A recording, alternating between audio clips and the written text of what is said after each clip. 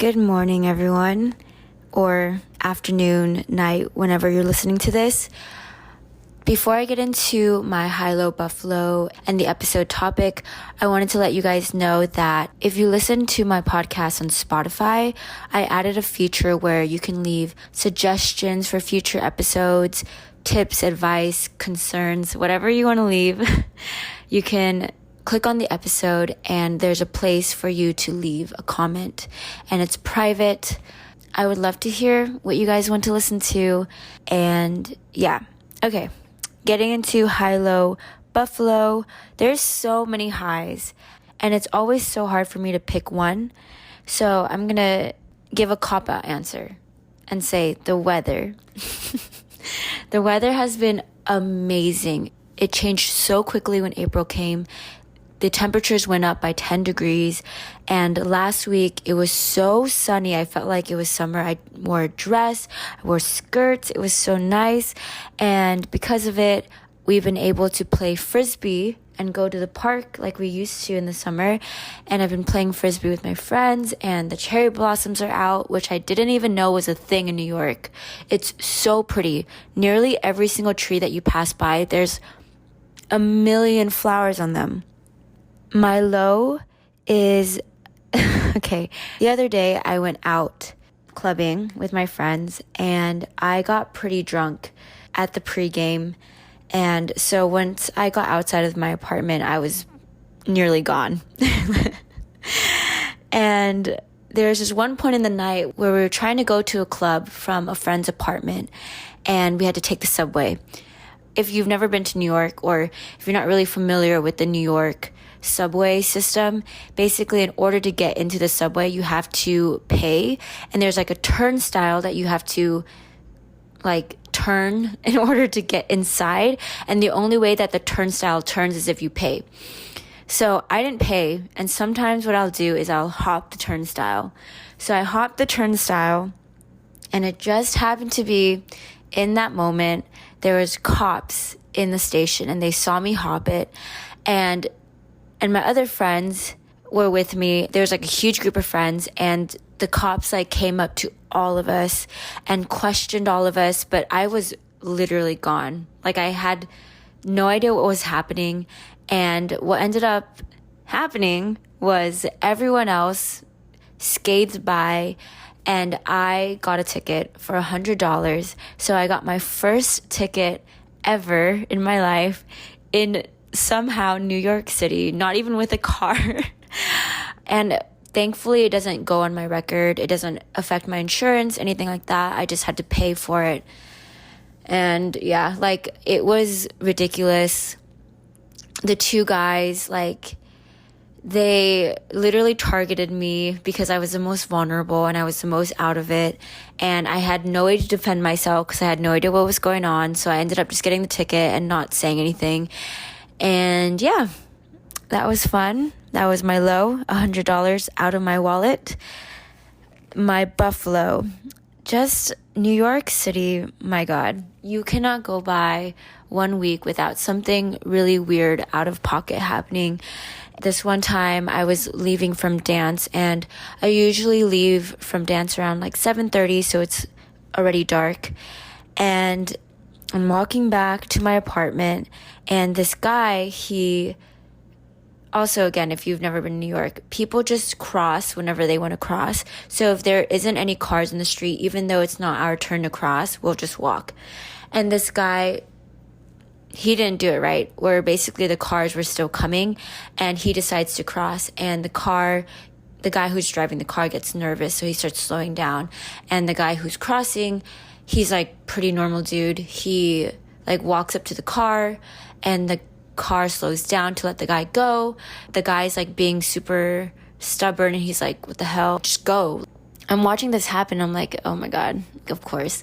And I'm just avoiding it because this is so stupid. The guy is trying to walk across, and the cars just stop there, and they're both annoyed at each other. And I'm you know what, I gotta get home.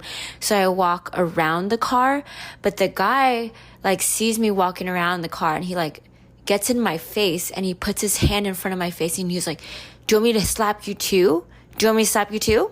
He's like this big, like 6 foot something dude. And I'm literally like, I literally had the most like stone RBF face. Like I for sure just looked so pissed off, and I just looked straight forward. I didn't even look at him, and I pretended his hand wasn't even there, and I just like walked right around him. And I think if I had engaged or made eye contact with him, he definitely would have done something, but I was just like over it. I was like, I'm tired, I need to get back, and I don't want to deal with this shit. So I walked around him and I went back. It was just so weird. And it's just like these out of pocket things that just make New York, New York. But yeah, that was my high-low Buffalo.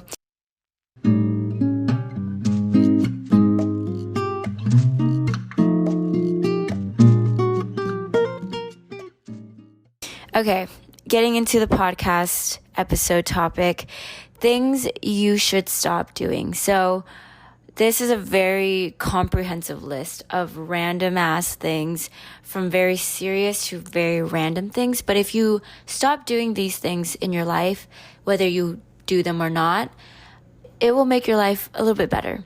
The first thing, stop using your phone first thing in the morning. In the morning, I feel like it's a good time to like get up and use that time to yourself and be present, as opposed to going on your phone and being like bombarded with a million, sometimes negative things. Being overstimulated right away, I feel like you start off your day kind of disconnected from everything because you're like all over the place in your head. And also, not even just first thing in the morning, but last thing before you go to bed, being overstimulated and like seeing this like bright blue light. Another thing that you should stop doing is using the words have to, because technically you don't have to do anything. You always have a choice. And whenever you use the phrase have to, you lose a lot of control and you place a lot of control on external things. Yes, there are things that you choose to do that you really don't like, but again, it's a choice. So for example, you have a 9-to-5 job. You may not want to work that 9-to-5 job. It is your choice to work that 9-to-5 because you do not want to face the consequences or have to deal with all the negativity that comes with not making that choice. So if you don't work that 9-to-5, you're not going to have money. You're not going to have shelter. You're going to feel insecure because you have nothing that drives you and wakes you up in the morning, for example. And you choose to not face those consequences by working that 9-to-5. So again, it is a choice. It's not something that you have to do. And I feel that taking out the have to phrase from your everyday vocabulary and conversations will be like a little thing that can make a huge impact in showing you that you have a lot more control in your life and that you at any moment can make a difference and completely flip the narrative around. Instead, like put back more control over your life and take more responsibility in what happens in your life and what happens next in your life by not using have to and instead saying, I want to, I choose to, I will, I'm going to. Another thing that you should stop doing is whenever you think of doing a nice thing, the thought of opening the door for somebody or complimenting someone, don't overthink it. Unless the thought that comes before wanting to do a nice thing is concerning your safety. If you want to like give someone a compliment, sometimes you might think to yourself like, oh, it's a little bit weird, but in reality, it's really not that big of a deal. And at the end of the day, it's a nice thing. How much bad can that do? And instead, you can completely flip someone's day around. They might remember that compliment forever. They might remember that nice gesture in the future. They might pay it forward. And it's just a nice thing. Another thing that I recommend not doing is grocery shopping without a list or when you're hungry. This is speaking from experience. Like all of these are speaking from experience. Whenever I go grocery shopping without a list, I just buy a crap ton of things. I spend way more time in the grocery store. And like, yes, it's fun to spend time in the grocery store. I really like grocery shopping. It's such a grandma thing for me, but I really like walking around and seeing what's there and going through the aisles. Sometimes you spend way more money than you should when you don't have a list because like something looks good and like you end up having way too much stuff in your fridge and your cabinets and you're like super overwhelmed. At least that's what happens to me. So a list is super clutch when I go grocery shopping. Also, don't go grocery shopping when you're hungry. Oh my God, because then everything looks freaking good. Like the amount of times I've just put things into my cart because I'm like, oh yeah, I feel like eating this. But in reality, like I'm a little girl. There's only so much that fits in my stomach. So it's stupid of me to like fill my cart up and spend this much money when it just usually goes to waste, or I don't even feel like eating it after I get full, etc., etc. Another thing to stop doing is to tell people about something that happens to you right when it happens. So if like you have some drama, there's something crazy that happens to you, like telling people right away is something that I feel like is not the best, because then you don't give yourself time to really process it and also react and respond to it yourself. So then you end up relying on or being influenced by other people's opinions and their choices, and you don't get to think for yourself. And sometimes it can be this mob mentality. So an example of this is with relationship things. So when I was dating around or whenever I'm talking to a guy, I really don't want to tell people what happens to me right away, because what they want to do or what they would do in that situation is really not reflective of what I would do. But because I told them right away, like all of a sudden I'm like second guessing my behaviors and things I would normally do. And it really isn't me that is reacting to that person or to that situation. And usually I regret it, or I usually think to myself, like, why the hell did I react that way? It makes things way more complicated, because if I had just reacted myself without telling anybody, it would have been way more straightforward. But because I told people, I'm like waiting for people's responses. I'm like weighing out a million options, and I feel like I start losing trust in myself because I feel I can't rely on my own judgment and my own intelligence to respond to a situation, and instead I have to rely on people, and I don't want that for myself, and you shouldn't want that for yourself. You should be able to take care of yourself, and it builds that like character and that, I don't know, that like skin, that thick skin when you react for yourself. And then later tell your friends, like, hear those second thoughts. And sometimes there are situations where you're like, whoa, this is like really complicated and I don't know what to do. And yes, like go for it and ask and tell your friends, but like give yourself a few moments to be like, okay, this just happened to me. What am I going to do about it? What do I want to do about it? What do I think about it? And then from there, talk to your friends. Another way you can make your life better without putting that much effort into it is turning off your notifications at night. So I know a lot of people, they leave their ringer on and their notifications are like going off on their phone. So their phone lights up like every 10 minutes or whatever. But it's like a distraction that you subconsciously don't realize is actually affecting you. You have lighter sleep and you're like always on edge when you're going to bed, when you're supposed to be fully resting and, you know, getting ready for the next day and recovering from the day you just had. But because your notification's on, you really aren't ever turned off and you don't get that full recovery that you need. I think I've like read somewhere about this, and that's why I leave my do not disturb on whenever it hits like 10 o'clock. And it's so nice. Like I sleep so well because of it. I flip my phone over so that I don't see any notifications popping up on my phone. So just a little thing that you can do to rest better. This one is really hard for me to do. but I'm trying, and I feel like it's still worthwhile to bring up, even though I'm not really good at doing this. So you shouldn't say yes when you really don't mean it. If someone asks you to hang out or to do something that you know that you really don't want to do, just say no. Stop saying yes like as if you owe it to somebody else. You know in your head that saying yes is not good for you. It's not something that you want to do, so just don't.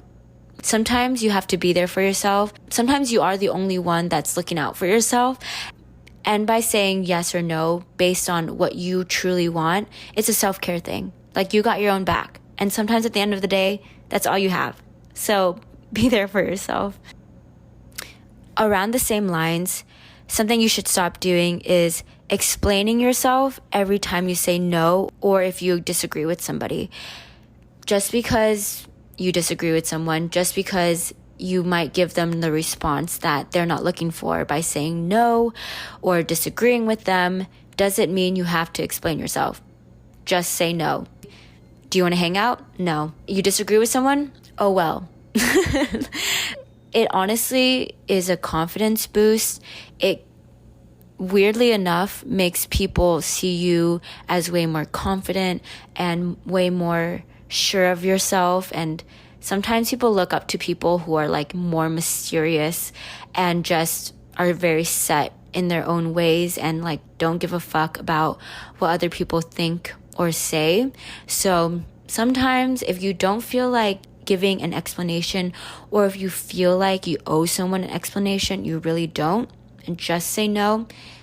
If they are a true friend and they really know like who you are and respect you for that, they won't care and they'll understand. Honestly, easier said than done. Sometimes people ask if I want to hang out and I'm like, no, but like I feel bad because I'm like, I haven't seen them in months, or like they keep asking and it's just like, you don't have time. You have other things going on. You have other priorities. Like, if you want to hang out with them, you will reach out to them and like they'll get it, you know? Another thing to stop doing is avoiding your parents or family. Unless like they're like extremely toxic and whatnot. I feel like a phone call, even if you have beef, even if your parents are toxic and they say concerning things, questionable things at times, like it doesn't hurt to just call and say, hey, like I want to check in and make sure that you're okay, you're healthy, and that you're doing okay. It can mean a lot. Where I'm coming from regarding this is that your parents and your families raised you. They did enough to the point where you're alive today. That says a lot, because a lot of shit can go wrong, and like you could have just been left out on the streets and dead. But somehow you made it alive, and those few early years of somebody raising you, you didn't do jack shit. So you had your parents, you had family, you had somebody taking care of you, and taking care of kids and raising a child is a lot. My assumptions are that way. I obviously don't know from experience, but like that kid doesn't know anything, doesn't care about anyone except themselves. They just know that they're hungry, they need to shit, and they need to go to bed. And there's somebody that had to take care of them. And those people are most likely your parents, a parental guardian. I don't know who the hell it is, but even if you have beef with them and stuff is going on, like you should at least just check in with them, because they checked in with you all those years, and that's why you're semi okay. At least you're breathing right now, and it's just a nice thing to do. You know, you don't have to do it every day, every other day, maybe once a month, just being like, hey, I hope you're okay. You don't even have to call them. Just text them, be like, hey, are you okay? Or send them a voice memo, send them a voicemail if they don't pick up the phone ever. Just be like, I just wanted to say, I hope you're okay, and I hope things are going well for you. I know we're not talking, and it's fine, we can keep it that way, but I just want you to know that I hope you're okay. Another thing to stop doing is driving or using some form of transportation when the place that you're trying to get to is really close by. Get your ass off the couch their bed, whatever, and walk your ass to that place that is less than 10 minutes away. It's such a weird thing that, like, for us humans, before we do any form of physical activity, at least for me, before going to the gym, I'm not always looking forward to go to the gym. Like, there are plenty of days where I'm like, oh my God, like, I really don't want to go. I'd rather stay in bed, et cetera, et cetera. But I know from habit and from going to the gym often enough that afterwards I always feel way better.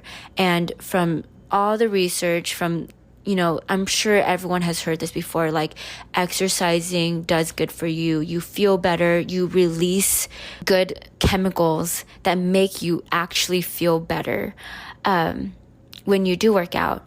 So when you do have to get to a place that's like pretty close by and it's like a 10-minute walk, do yourself a favor and walk those 10 minutes and don't hurt the environment by taking some form of transportation and hurting your wallet by having to pay for that gas that you could have saved by just walking a little bit. And you'll feel a little bit better by taking that walk and just being outside.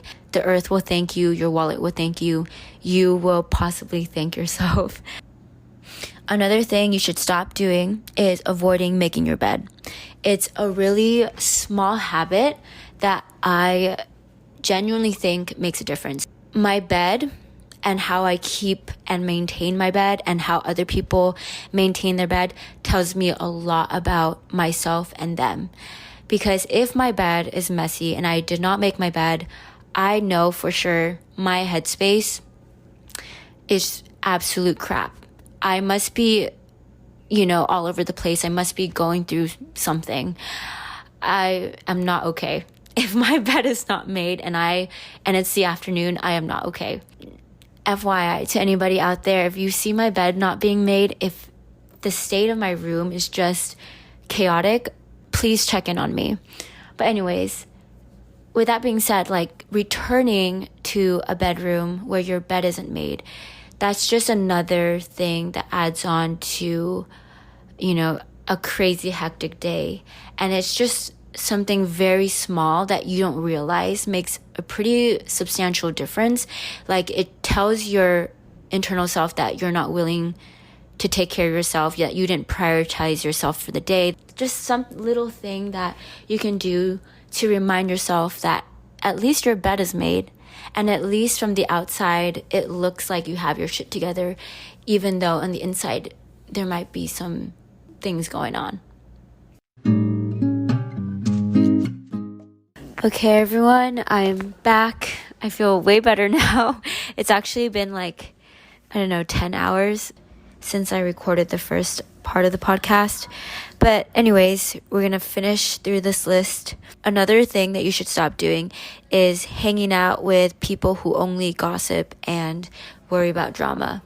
That type of talk and those types of conversations really don't get you that far.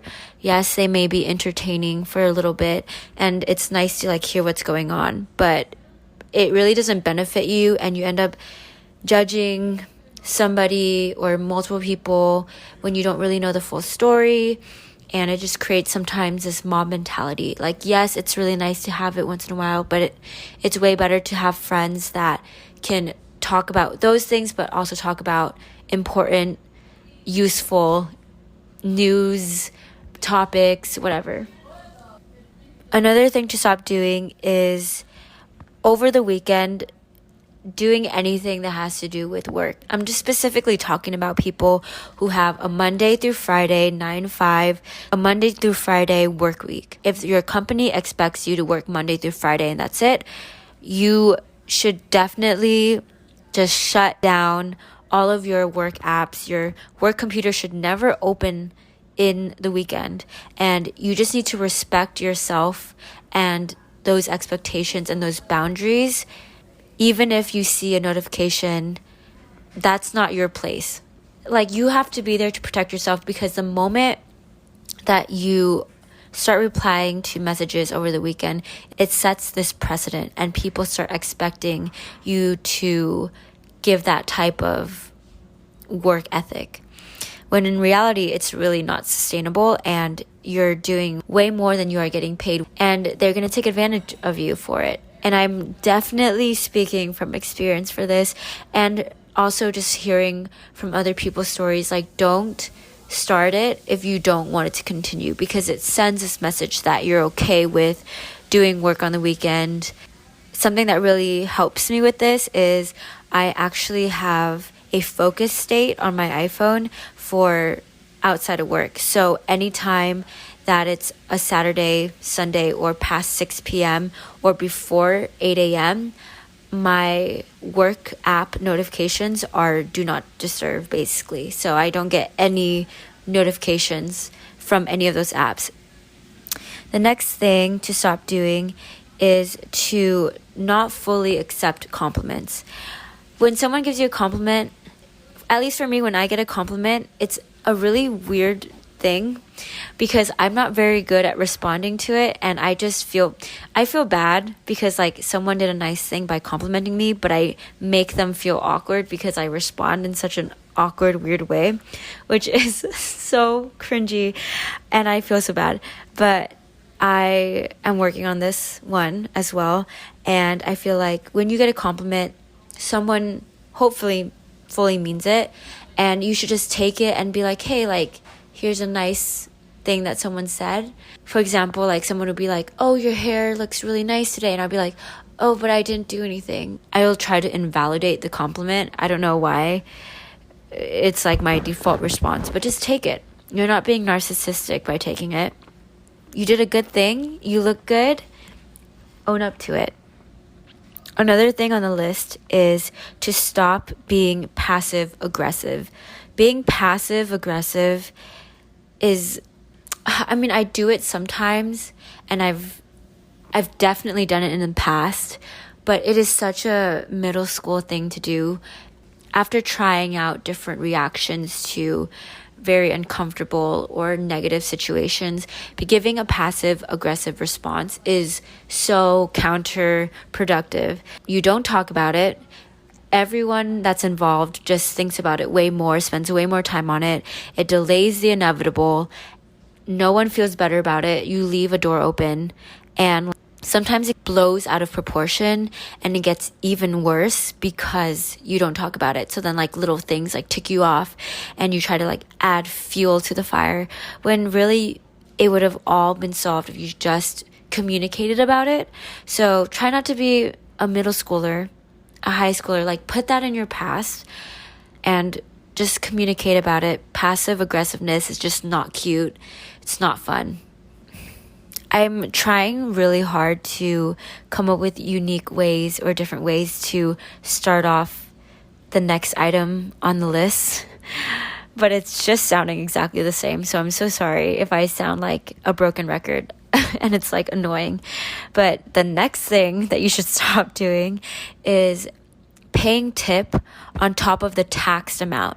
So I don't actually know, like, I obviously never like researched this. I've never experimented this myself, but I actually don't know how many people do this or don't do this.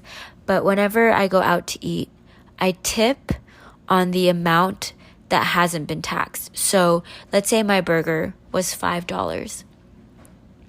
I'll tip on the $5 amount, not the $7.22, which is the taxed amount, if that makes sense. So then you save a lot of money. I feel like that makes the most sense. You're tipping on the amount of food that you paid for. The tax is like the government, it's like this third party thing that really doesn't have to do with the service and the restaurant itself. Last two items on this list: stop expecting something in return whenever you do something kind. So this one's like kind of difficult to explain because obviously you would want someone to return the favor if they're a good person. But the fact that they're a good person is up to them. Like, that's out of your control, and you shouldn't have the expectation that someone will do the same or will return the favor whenever you do anything nice. Whenever you do something kind for somebody, it should be just straight up kindness, and that should be all it is. There should be no strings attached. But on the other hand, if you do expect something, I feel like it's just manipulation.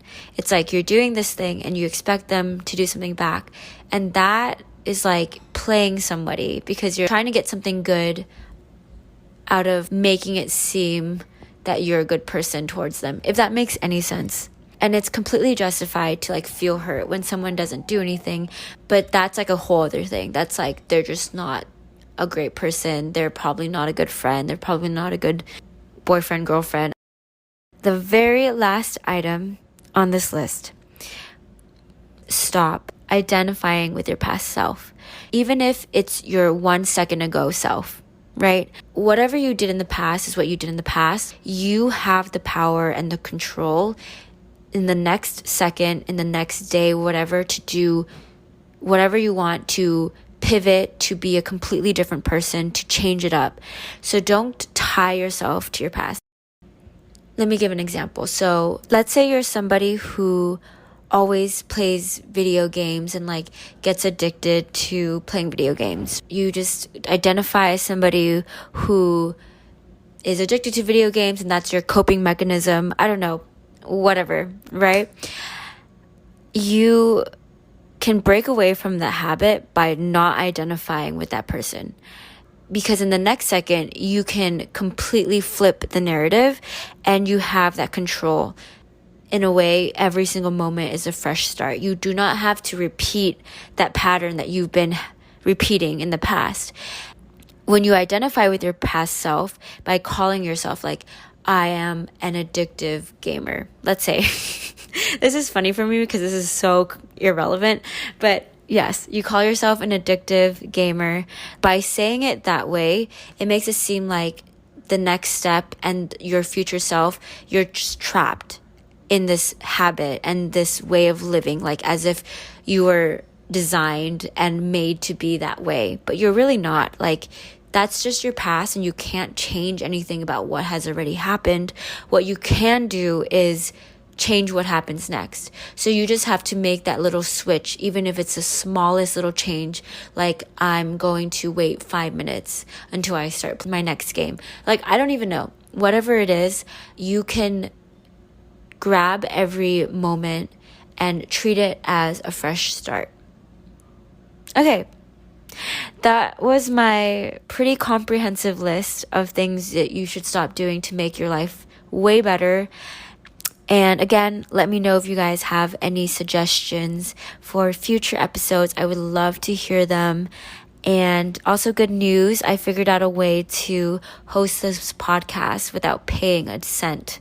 Thank freaking God. My wallet is happy. So I'm happy. And yeah, don't forget to follow the podcast, subscribe. I don't even know what it is for Spotify or Apple Podcasts or whatever you're listening to this on. Just follow it so that you can be caught up with every single episode. I am committing to a Monday or Monday upload schedule. So I'll see you guys either Sunday or Monday. Bye.